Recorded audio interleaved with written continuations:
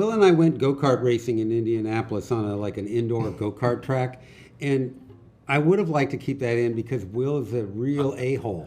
I was a really violent driver. He's a violent driver. He kept hitting me, and I almost got whiplash. I lapped her several times. My lawyer is still looking into this. I don't know what happened. I don't know what came over me. I was going to crush her. I mean, he killed me. He so beat me. It was absurd. A long time ago, back when I was at Saturday Night Live, I met a guy who was hired as a writer the same week I was hired. He wrote a bunch of sketches for me and eventually became the head writer of SNL. And over the years, he became one of my closest friends. And then one day, I got this email. Hey, Will, something I need you to know. I'll be transitioning to live as a woman. I don't doubt that Will is my friend, but I'm not Andrew Steele anymore. It was just, whoa. I love this country so much, I just don't know if it loves me back right now. Harper, would you want to do a road trip as this new version of yourself and at the same time figure out what this all means?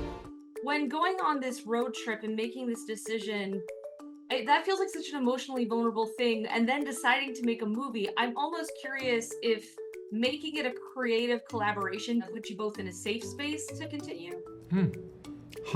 I'm not, safe or not. It didn't feel safe to me.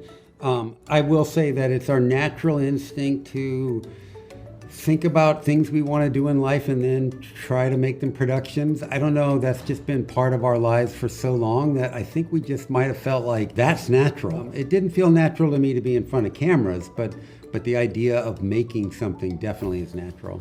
Yeah, I think it was obviously initially with me, but eventually with Harper, intriguing to really dive into this and show everything, warts and all, of what our conversation's going to be like, and get out there amongst people and have this discussion. You recognize this guy? This is a Hollywood movie star. No. You don't recognize Okay. That's okay. Roll up the window. I've known both Will and Harper for years prior. Obviously, Will produced Barb and Star and then starred in my next movie. And Harper and I met because she's friends with Kristen Wiig, and Harper came in and gave feedback on Barb and Star. And so there was a very organic kind of backstory to us knowing each other. And when I found out about the project through the producers of this film, Rafi Marmor and Jessica Elbaum, it just felt like a totally natural fit.